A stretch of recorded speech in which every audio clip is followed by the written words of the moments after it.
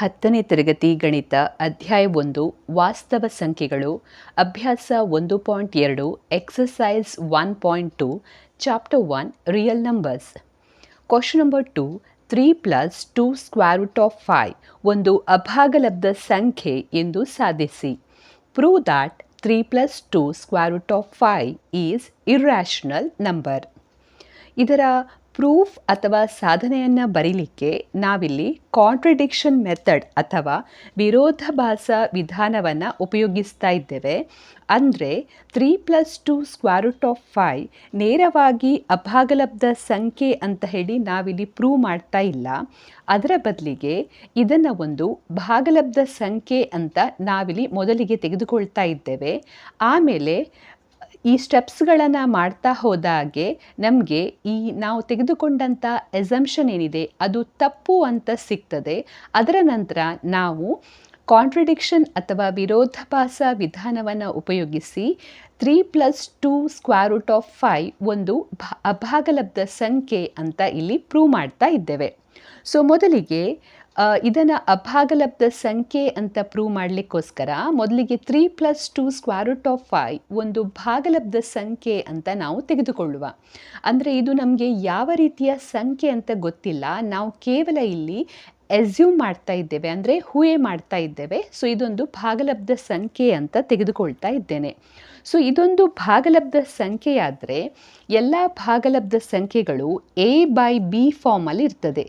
ಇಲ್ಲಿ ಇರುವಂಥ ಎ ಮತ್ತು ಬಿಗಳು ಇಂಟೀಜರ್ಸ್ ಅಂದರೆ ಪೂರ್ಣಾಂಕಗಳಾಗಿವೆ. ಝಡ್ ಗಣ ಅಂದರೆ ಪೂರ್ಣಾಂಕಗಳ ಗಣ.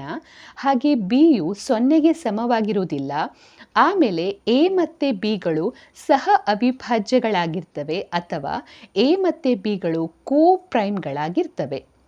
ಸೊ ಸಹ ಅವಿಭಾಜ್ಯಗಳು ಅಂತ ಹೇಳಿದರೆ ಈಗ ಉದಾಹರಣೆಗೆ ನಾನಿಲ್ಲಿ 3 ಮತ್ತು ಹಾಗೆ 5 ತೆಗೆದುಕೊಂಡ್ರೆ ಈ ಎರಡು ಸಂಖ್ಯೆಗಳಿಗೆ ಒಂದನ್ನು ಬಿಟ್ಟು ಯಾವುದೇ ಬೇರೆ ಅಪವರ್ತನಗಳಿಲ್ಲ. ಅಂಥ ಸಂಖ್ಯೆಗಳನ್ನು ನಾವು ಸಹ ಅವಿಭಾಜ್ಯಗಳು ಅಥವಾ ಕೋ ಪ್ರೈಮ್ ಅಂತ ಹೇಳ್ತೇವೆ. ಸೊ ನಂತರ ಈಗ 3 plus 2 square root of 5 is equal to A by B ಅಂತ ಇದೆ. ಇಲ್ಲಿರುವ 3ಯನ್ನು ಬಲಬದಿಗೆ ತೆಗೆದುಕೊಂಡು ಹೋಗ್ತಾ ಇದ್ದೇನೆ. ಸೊ ಇಲ್ಲಿ ಪ್ಲಸ್ 3 ಇದೆ. ಸೊ ಇದನ್ನು ಬಲಬದಿಗೆ ತೆಗೆದುಕೊಂಡು ಹೋದಾಗ ಎ ಭಾಗಿಸು ಬಿ ಮೈನಸ್ 3 ಅಂತ ಸಿಗ್ತದೆ. ನಂತರ ಇಲ್ಲಿರುವಂಥ ಈ ಸ್ಕ್ವೇರ್ ರೂಟ್ ಆಫ್ 5 ಹಾಗೆ ಬರೀತಾ ಇದ್ದೇನೆ. ಹಾಗೆ ಈ 2 ಇಲ್ಲಿ ಬಲಬದಿಗೆ ತೆಗೆದುಕೊಂಡು ಹೋಗ್ತಾ ಇದ್ದೇನೆ. ಸೊ ಇಲ್ಲಿ 2 ಇದ್ದದ್ದು ಈಚೆಗೆ ಬಂದಾಗ ಇದು ಛೇದಕ್ಕೆ ಬರ್ತದೆ. ಅಂದರೆ 2 ಇದ್ದದ್ದು ಹಾಫ್ ಆಗ್ತದೆ. ಹಾಫ್ ಇಂಟು ಎ ಭಾಗಿಸು ಬಿ ಮೈನಸ್ 3 ಅಂತ ಸಿಗ್ತದೆ. ನಂತರ ಸ್ಕ್ವೇರ್ ರೂಟ್ ಆಫ್ 5 ಇಲ್ಲಿ ಗುಣಿಸಿದಾಗ ನಮಗೆ ಸಿಗ್ತಾ ಇದೆ half into A by B ಅಂತ ಹೇಳಿದರೆ ಎ ಡಿವೈಡೆಡ್ ಬೈ 2b. ಹಾಗೆ ಈ ಹಾಫನ್ನು 3 ಜೊತೆ ಗುಣಿಸಿದಾಗ 3 ಭಾಗಿಸು 2 ಅಂತ ಸಿಗ್ತದೆ. ಸೊ ಇಲ್ಲಿ ನೀವು ಕಾಣ್ಬೋದು square root of 5 is equal to A by 2b is minus 3 by 2 ಅಂತ ಸಿಕ್ಕಿದೆ. ಸೊ ಇಲ್ಲಿರುವಂಥ ಎ ಮತ್ತು ಬಿಗಳು ಏನಾಗಿದೆ, ಇಂಟೀಜರ್ಸ್ ಅಂದರೆ ಪೂರ್ಣಾಂಕಗಳಾಗಿವೆ. ಹಾಗೆ 2, 3 ಇವುಗಳು ಕೂಡ ಇಂಟೀಜರ್ಸ್ ಆಗಿದೆ. ಸೊ ಇದೆಲ್ಲವೂ ಕೂಡ ಇಂಟೀಜರ್ ಆಗಿರೋದ್ರಿಂದ ಇದನ್ನು ಮೈನಸ್ ಮಾಡಿ ನಮಗೆ ಸಿಗುವಂಥ ಸಂಖ್ಯೆ ಏನಿದೆ ಈ ಸಂಖ್ಯೆ ಒಂದು ಭಾಗಲಬ್ಧ ಸಂಖ್ಯೆಯಾಗಿದೆ ಅಂತ ನಾವಿಲ್ಲಿ ಹೇಳ್ಬೋದು.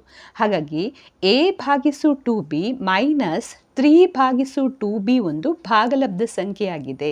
ಯಾಕೆ ಭಾಗಲಬ್ಧ ಸಂಖ್ಯೆಯಾಗಿದೆ ಅಂದರೆ ಇಲ್ಲಿರುವ ಎ ಬಿ ಇವುಗಳೆಲ್ಲವೂ ಕೂಡ ಪೂರ್ಣಾಂಕಗಳಾಗಿವೆ.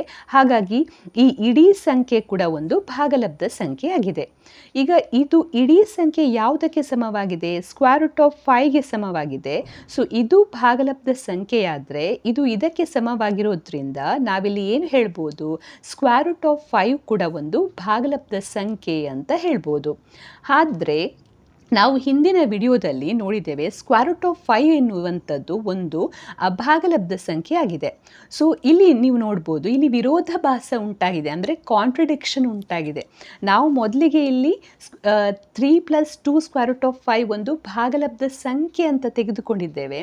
ಕೊನೆಗೆ ನಾವಿಲ್ಲಿ ಒಂದೊಂದೇ ಸ್ಟೆಪ್ಸನ್ನು ಮಾಡ್ತಾ ಬಂದಾಗೆ ನಮಗಿಲ್ಲಿ ಸ್ಕ್ವೇರ್ ರೂಟ್ ಆಫ್ 5 ಒಂದು ಭಾಗಲಬ್ಧ ಸಂಖ್ಯೆ ಅಂತ ಸಿಕ್ಕಿದೆ.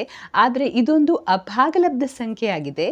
ಆದರೆ ಇರೋದ್ರಿಂದ ಇಲ್ಲಿ ವಿರೋಧಾಭಾಸ ಉಂಟಾಗಿದೆ. ಆದ್ದರಿಂದ ನಾವೇನು ಹೇಳ್ಬೋದು, 3 + 2 √5 ಒಂದು ಭಾಗಲಬ್ಧ ಸಂಖ್ಯೆ ಆಗಿಲ್ಲ, ಅದೊಂದು ಅಭಾಗಲಬ್ಧ ಸಂಖ್ಯೆ ಅಂತ ನಾವಿಲ್ಲಿ ಹೇಳ್ಬೋದು. ಸೊ ಈ ರೀತಿ ಕಾಂಟ್ರಡಿಕ್ಷನ್ ಮೆಥಡನ್ನು ಉಪಯೋಗಿಸಿ ನೀವು ಈ ಲೆಕ್ಕಗಳ ಪರಿಹಾರವನ್ನು ಕಂಡುಹಿಡಿಬೋದು. ಈ ರೀತಿ ನೀವು ಕನ್ನಡದಲ್ಲಿ ಕೆಲವೊಂದು ಸೆಂಟೆನ್ಸ್ಗಳನ್ನು ಬರಿಬೇಕಾಗ್ತದೆ. ಹಾಗೆ ಇಂಗ್ಲೀಷ್ನಲ್ಲಿ ಇದರ ಪ್ರೂಫನ್ನು ಬರೆಯುವುದಾದರೆ ಮೊದಲಿಗೆ ನಾವೇನು ಮಾಡಬೇಕು, ಎಸ್ಯೂಮ್ ಮಾಡಬೇಕು 3 + 2 √5 ಒಂದು ರ್ಯಾಷನಲ್ ನಂಬರ್ ಅಂದರೆ ಭಾಗಲಬ್ಧ ಸಂಖ್ಯೆ ಅಂತೇಳಿ. ಆಮೇಲೆ ಅದು A/Bಗೆ ಸಮ ಅಂತ ಬರೀತೇವೆ. ಹಾಗೆ ಇಲ್ಲಿ A ಮತ್ತು Bಗಳು ಸಹ ಅವಿಭಾಜ್ಯ ಅಥವಾ ಕೋಪ್ರೈಮ್ಗಳಾಗಿರ್ತವೆ. ನಂತರ ಇದನ್ನು ಸಿಂಪ್ಲಿಫೈ ಮಾಡ್ತಾ ಇದ್ದಾಗೆ ನಮಗಿಲ್ಲಿ A/2B - 3/2 ಅಂತ ಸಿಗ್ತದೆ. ಇಲ್ಲಿ A ಮತ್ತು B ಇಂಟೀಜರ್ ಅಥವಾ ಪೂರ್ಣಾಂಕ ಆಗಿರೋದ್ರಿಂದ ಇದು A/2B - 3/2 ಇದೊಂದು ಭಾಗಲಬ್ಧ ಅಂದರೆ ರ್ಯಾಷನಲ್ ನಂಬರ್ ಆಗಿರ್ತದೆ. ಹಾಗೆ ಇದು √5ಗೆ ಸಮವಾಗಿರೋದ್ರಿಂದ ನಾವಿಲ್ಲಿ ಏನು ಹೇಳ್ಬೋದು, √5 ಕೂಡ ಒಂದು ರ್ಯಾಷನಲ್ ನಂಬರ್ ಅಂತ ಹೇಳ್ಬೋದು. ಬಟ್ ನಮಗೆ ಆಲ್ರೆಡಿ ಗೊತ್ತಿದೆ √5 ಏನಾಗಿದೆ, ಅದೊಂದು ಇರ್ರ್ಯಾಷನಲ್ ನಂಬರ್ ಆಗಿದೆ. ಹಾಗಾಗಿ ಇಲ್ಲಿ ಕಾಂಟ್ರಡಿಕ್ಷನ್ ಆಗಿರೋದ್ರಿಂದ ನಾವಿಲ್ಲಿ ಏನು ಹೇಳ್ಬೋದು, 3 + 2 √5 ಒಂದು ಇರ್ರ್ಯಾಷನಲ್ ನಂಬರ್ ಅಂತ.